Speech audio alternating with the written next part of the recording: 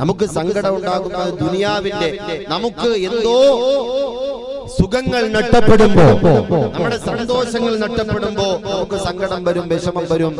വേണമെങ്കിൽ നമ്മൾ രഹസ്യമായി പോയിരുന്ന ആരും അറിയാതെ കരയും. പക്ഷെ അള്ളാഹനെ ഓർത്തിട്ട് ആര്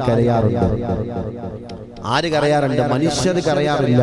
പക്ഷേ ഇതര ജീവജാലങ്ങൾ അള്ളാഹുവിനെ ഓർത്തിട്ട് കരയാറുണ്ട്. ഇതര ജീവജാലങ്ങൾ അല്ലാഹുവിനെ ഓർത്തിട്ട് കരയാറുണ്ട്. നമ്മൾ പാതിരാത്രിയിലൊക്കെ വീടിന്റെ ചുറ്റുഭാഗത്ത് നമ്മൾ കേൾക്കുന്ന ചില ജീവികളുടെ ശബ്ദങ്ങളല്ലേ, അത് അള്ളാഹുവിനെ ഓർത്തിട്ട് അത് കരയുന്നതാണ്. പ്രിയപ്പെട്ട സഹോദരങ്ങളെ, തവളകളുടെ ശബ്ദങ്ങൾ നമ്മൾ കേൾക്കുന്നില്ലേ, അതെല്ലാം അള്ളാഹുവിനെ ഓർത്തിട്ട് കരയുകയാണ്. അങ്ങനെ എത്ര ജീവികളാണ് അള്ളാഹുവിനെ ഓർത്തിട്ട് കരയുന്നത്. ഓരോ ജീവജാലങ്ങളെയും അത് വിളിക്കുന്നു എന്നല്ല നമ്മൾ പറയുന്നത്, അത് മുദ്രയിടുന്നു എന്നല്ല നമ്മൾ പറയുന്നത്, ആ ജീവി അവിടെ കിടന്ന് കരയുന്നു എന്നല്ലേ നമ്മൾ പറയുന്നത്.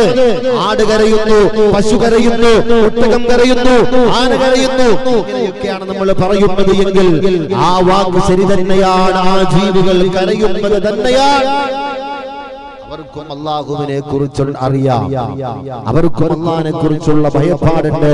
പ്രിയപ്പെട്ട സഹോദരങ്ങളെ, ഖബറിന്റെ ഉള്ളിൽ നടക്കുന്ന ആളുകൾക്ക്, തെറ്റുകാർക്ക്, കുറ്റവാളികൾക്ക് പടച്ചവനായ തമ്പുരാൻ ഖബറിന്റെ ഉള്ളിൽ ശിക്ഷ കൊടുക്കുന്നത്, ആ ശിക്ഷ കൊടുക്കുന്നതിന്റെ ശബ്ദവും ശിക്ഷ ഏറ്റുകൊണ്ടിരിക്കുന്നവരുടെ നിലവിളികളും ആ ശബ്ദങ്ങളുമൊക്കെ കോലാഹലങ്ങളുമൊക്കെ ഖബറിന്റെ ഉള്ളിൽ എന്തെല്ലാം നടക്കുന്നു അത് മുഴുവനും കേൾക്കാൻ കഴിയുന്ന ഒരു വിഭാഗം മനുഷ്യേതര ജീവജാലങ്ങൾ മാത്രമാണ്. ഒരു ആടിനെ കൊണ്ടുവന്ന് ഖബറിന്റെ ഭാഗത്ത് കെട്ടി നോക്ക്, ഒരു മൃഗത്തിനെ കൊണ്ടുവന്ന് ഖബറിന്റെ ഭാഗത്ത് കെട്ടി നോക്ക്. പ്രിയപ്പെട്ട സഹോദരങ്ങളെ, നിർത്താതെ അത് മണിക്കൂറുകളോളം കരഞ്ഞുകൊണ്ടേയിരിക്കും. എന്തുകൊണ്ടെന്നാൽ ആ ഖബറിൽ ശിക്ഷ നടക്കുന്നുവെങ്കിൽ അതിന്റെ ശബ്ദം അതിന് നല്ലതുപോലെ കേൾക്കാൻ കഴിയും, അതിന് ഭയമാണ്. പക്ഷെ നമുക്ക് ഖബറിന്റെ ഭാഗത്തു കൂടി കടന്നു പോകുമ്പോൾ എത്ര കരച്ചിൽ വരാറുണ്ട്. ഖബറന്നു കേട്ടാൽ തൽക്ഷണം തേടാ, കണ്ടാലോടൻ വാട്ടു നീ കരയേണ്ടതാ, മീടക്കു പകരം മളമാ സുബ്ഹാനാ റബ്ബിയദിൽ കേടതാ നസ്മാനാ. സഹോദരങ്ങളെ, എന്റെ പ്രിയപ്പെട്ട മുഅ്മിനീകളെ, ഇതര ജീവജാലങ്ങൾ മാത്രമല്ല അല്ലാഹുവിനെ കുറിച്ച് ഓർത്തിട്ട് ഭയന്ന് കരയുന്നത്. പാറക്കല്ലുകളും അല്ലാഹുവിനെ ഓർത്തിട്ട് കരയുന്നുണ്ട്. പർവ്വത സമാനമായ ആകാശത്തോട് തൊട്ടുരുമ്പിരുന്നുകൊണ്ട് സല്ലാമം പറയുന്ന വലിയ പർവ്വതങ്ങളുണ്ടല്ലോ, വലിയ മലകളുണ്ടല്ലോ, വലിയ പാറക്കഷണങ്ങൾ പോലും അല്ലാഹുവിനെ ഓർത്തിട്ട് കരയുന്നു എന്ന് അല്ലാഹുവിന്റെ വിശുദ്ധമായ ഖുർആൻ തന്നെ പറയുകയാണ്. അതുകൊണ്ട് നമുക്കും കരയാം. ثم قست قلوبكم من بعد ذلك فهي كالحجارة أو أشد قسوة وإن من الحجارة لما يتفجر منه الأنهار وإن منها لما يشقق فيخرج منه الماء وإن منها لما ينبت من خشية الله وما الله بغافل عما تعملون. സഹോദരങ്ങളെ, പാറകൾ പോലും കരയുകയാണ്. പർവ്വതങ്ങള്, ആ പാറകൾ പൊട്ടിയിട്ടല്ലേ സഹോദരങ്ങളെ ഉരുൾപൊട്ടലുണ്ടാകുന്നത്. ആ പാറകൾക്ക് താങ്ങാൻ കഴിയാത്ത മലവെള്ളപ്പാച്ചിൽ വരുമ്പോ സഹോദരങ്ങളെ, ഭൂമിയുടെ അടിയിൽ നിന്ന് വെള്ളങ്ങളെല്ലാം ഭൂമിയുടെ മുകളിലേക്ക് നിർഗളിക്കുമ്പോ അതെല്ലാം പൊട്ടിയിട്ട് പുറത്തേക്ക് വരുമ്പോ ആ വെള്ളമെല്ലാം പുറത്തേക്ക് വരുമ്പോഴാണ് വലിയ പാറക്കഷണങ്ങള് ഛിന്നഭിന്നമായി ഉരുൾപൊട്ടലിന്റെ രൂപത്തിലായിട്ട് വയനാട്, ഇടുക്കി ജില്ലകൾ പോലെയുള്ള ജില്ലകളിലേക്ക് പരമ്പൊഴുകിയതോ. കഴിഞ്ഞ ഏതാനും മാസങ്ങൾക്ക് മുമ്പല്ലേ വയനാടുള്ള ചൂരൽമലയിൽ ഉരുൾപൊട്ടൽ ഉരുൾപൊട്ടലുണ്ടായത്? എന്തുകൊണ്ടാണ് സഹോദരങ്ങളെ? അവിടെ പർവ്വതങ്ങൾ ഉള്ളത് കൊണ്ടാണ്, മലകൾ ഉള്ളത് കൊണ്ടാണ്. അതെല്ലാം തകർന്ന് തരിപ്പണമായി എത്രയോ ആളുകളുടെ ജീവനായി എടുത്തുകൊണ്ടുപോയത്, എത്രയോ വീടുകളാ മണ്ണിന്റെ അടിയിലാക്കിയത്, എത്രയോ വനവൃക്ഷങ്ങളാ മണ്ണിന്റെ അടിയിലാക്കിയത്, എത്രയോ പേരുടെ സ്ഥാപനങ്ങളാണ്. അതേ സഹോദരങ്ങളെ, എത്രയോ വിദ്യാലയങ്ങളാണ്, എത്രയോ ദേവാലയങ്ങളാണ് ആ ഉരുൾപൊട്ടലിലൂടെ മണ്ണിന്റെ അടിയിലായിട്ട് പോയത്. സഹോദരങ്ങളെ, നമ്മൾ ഇതേവരെ മനസ്സിലാക്കിയിട്ടുണ്ടോ? ഇതൊക്കെ എപ്പോഴാണ്, എങ്ങനെയാണ് സംഭവിക്കുന്നത്?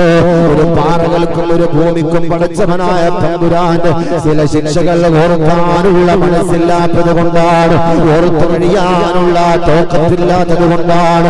അതിന് പോലും അല്ലാഹുവിന്റെ ശിക്ഷയെ ഓർത്തുണ്ടോ? അത് സഹിക്കാൻ കഴിയാത്തത് കൊണ്ടാണ്. പടച്ചവനെ ഓർത്തിട്ട് ഭയം പെട്ടാണ് ആ പാറകൾ പൊട്ടി തകരുന്നത് എന്ന് അല്ലാഹുവിന്റെ വിശുദ്ധമായ ഖുർആൻ. വഇന്ന മിൻഹാ ലമാ യഹ്ബിതു മിൻ ഖശിയത്തില്ലാഹ്. അല്ലാഹുവിനെ ഭയം പെട്ടാണ് ഈ പാറകളെല്ലാം തകർന്ന് തരിപ്പണമായി പോകുന്നത്. ചിലയിടങ്ങളിലൊക്കെ ഭൂമി കുലുക്കമുണ്ടാകുന്നുണ്ടല്ലോ. ഈ ഭൂമിക്ക് ചില താങ്ങാൻ കഴിയില്ല സഹോദരങ്ങളെ.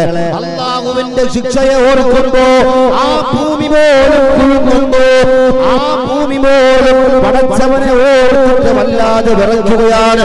ആ വിറയലാണ് ഭൂമി കുലുക്കമായിട്ട് സംഭവിക്കുന്നത്. അങ്ങനെ എത്ര എത്ര ശിക്ഷകളാണ് നമ്മുടെ മുമ്പിലേക്ക് പടച്ചവനായ തമ്പുരാൻ പരീക്ഷണങ്ങളായിട്ടോ അല്ലാഹുവിനെ പേടിച്ച് ജീവിക്കാനുള്ള ഒരു ചിന്തയ്ക്ക് വേണ്ടിയിട്ട് നമ്മുടെ മുമ്പിൽ പ്രത്യക്ഷപ്പെടുത്തുന്നത്. പക്ഷേ നമ്മൾ ദേവരെ പാഠം പഠിച്ചിട്ടില്ല, നമ്മൾ ദേവരെ പാഠം പഠിച്ചിട്ടില്ല. പാറകൾക്ക് ഉള്ള ഈമാൻ പോലും, പാറകൾക്കുള്ള ഭയം പോലും നമ്മുടെ ഹൃദയത്തിൽ എന്തുകൊണ്ടേ ഇല്ലാത്തത് സഹോദരങ്ങളെ.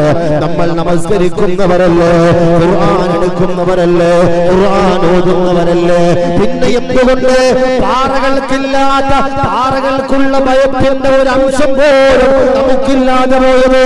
പള്ളിയിൽ നിന്ന് നമസ്കരിച്ചിട്ടിറങ്ങുന്നവരും ഇന്ന് എത്രയോ പേരാണ് ചീട്ട് കളിക്കാൻ പോകുന്നത്. നിസ്കാരപ്പഴമ്പുള്ളവർ എത്രയോ പേരാണ് ഇന്ന് ലോട്ടറി എടുക്കുന്ന സഹോദരങ്ങളുണ്ടല്ലോ. സഹോദരങ്ങളെ, എത്രയോ ഇബാദത്തുള്ള മനുഷ്യരാണ് പലിശയുമായി ബന്ധപ്പെടുന്നത്. അങ്ങനെ തുടങ്ങി എത്രയോ എത്രയോ തെറ്റുകളുമായി ഹാജിമാര് പോലും ബന്ധപ്പെടുമ്പോ എന്തുകൊണ്ടാണ് സംഭവിക്കുന്നത് എന്നറിയോ? ഹൃദയത്തിന്റെ ഉള്ളറയിൽ ഭയമില്ലാത്തത് കൊണ്ടാണ്, അല്ലാഹുവിനെ കുറിച്ചുള്ള പേടി ആഴ്ന്നിറങ്ങാത്തത് കൊണ്ടാണ്. അറിയുമോ, അല്ലാഹുവിന്റെ റസൂൽ സ്വല്ലല്ലാഹു അലൈഹി വസല്ലമ തങ്ങളെ കുറിച്ച് സ്വഹാബത്തുൽ കിറാം പഠിപ്പിക്കുന്നു. അല്ലാഹുവിന്റെ റസൂൽ നമസ്കരിക്കാൻ വേണ്ടി കൈകെട്ടി കഴിഞ്ഞാൽ, അല്ലാഹുവിന്റെ റസൂൽ നമസ്കരിക്കാൻ വേണ്ടി കൈകെട്ടി കഴിഞ്ഞാൽ എല്ലാവർക്കും ഉച്ചത്തിൽ കേൾക്കുന്ന രീതിയിൽ അല്ലാഹുവിന്റെ റസൂലിന്റെ ഹൃദയം വല്ലാതെ പിടപിടക്കുമായിരുന്നു. നബി തങ്ങളുടെ നെഞ്ച് പിടപിടക്കുമായിരുന്നു. ഏതുപോലെ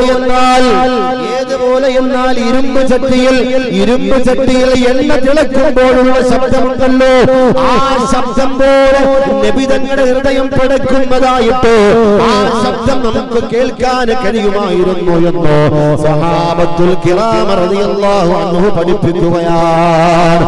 അത്രത്തോളം ഭയമാണ് അല്ലാഹുവിന്റെ റസൂലിന് ഉണ്ടായിരുന്നത്.